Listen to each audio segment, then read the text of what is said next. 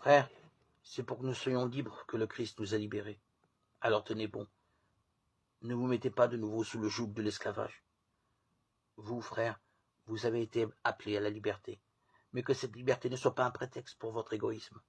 Au contraire, mettez-vous par amour au service les uns des autres, car toute la loi est accomplie dans l'unique parole que voici. Tu aimeras ton prochain comme toi-même.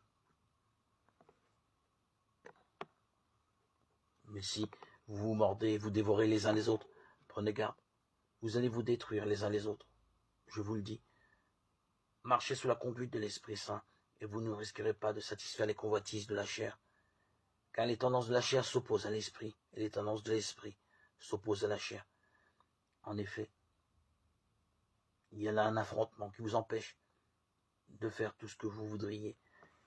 Mais si vous vous laissez conduire par l'Esprit, vous n'êtes pas soumis à la loi. Lettre de saint Paul apôtre aux Galates, chapitre 5, 1, 18.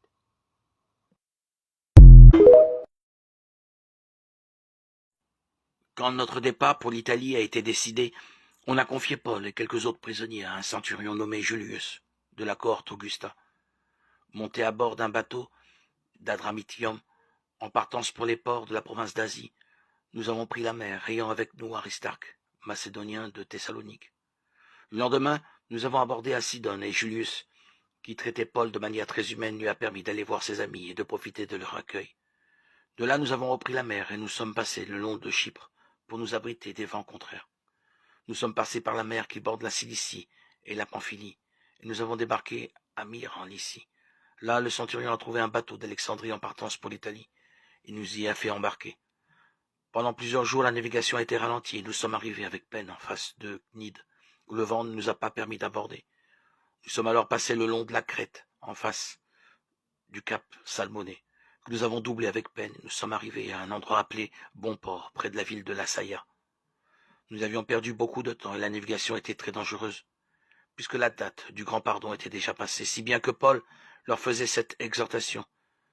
Mes amis, je vois bien que la navigation ne se ferait pas sans dégâts et sans beaucoup de pertes, non seulement pour la cargaison et pour le bateau, mais encore pour nos vies. Mais le centurion faisait plus confiance au capitaine et à l'armateur qu'aux paroles de Paul. Et comme le port n'était pas équipé pour y passer l'hiver, la majorité était d'avis de reprendre la mer en espérant qu'on pourrait arriver à Phénix, un port de Crète tourné vers le sud-ouest et le nord-ouest, et y passer l'hiver. Actes des Apôtres 27, 1, 12. Dès le matin, les chefs des prêtres convoquèrent les anciens et les scribes et tout le grand conseil. Puis, ils enchaînèrent Jésus et l'emmenèrent pour le livrer à Pilate. Celui-ci l'interrogea. « Es-tu le roi des Juifs ?» Jésus répond. « C'est toi qui le dis. » Les chefs des prêtres multipliaient contre lui les accusations.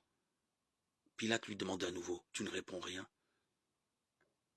Vois toutes les accusations qu'il porte contre toi. » Mais Jésus ne répondit plus rien, si bien que Pilate s'en étonnait. À chaque fête de Pâques, il relâchait un prisonnier, celui que la foule demandait. Or, il y avait en prison un dénommé Barabbas, arrêté avec des émeutiers, pour avoir tué un homme lors de l'émeute. La foule monta donc et se mit à demander à Pilate la grâce qu'il accordait d'habitude. Pilate leur répondit, « Voulez-vous que je vous relâche le roi des Juifs ?» Il se rendait bien compte que c'était par jalousie que les chefs des prêtres l'avaient livré. Ces derniers excitèrent la foule à demander plutôt la grâce de Barabbas. Et comme Pilate reprenait, « Que ferai-je donc de celui que vous appelez le roi des Juifs ?» Ils crièrent de nouveau, « Crucifie-le !» Pilate leur disait, « Qu'a-t-il donc fait de mal ?»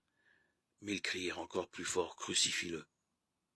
Pilate, voulant contenter la foule, relâcha Barabbas, et après avoir fait flageller Jésus, il le livra pour qu'il soit crucifié.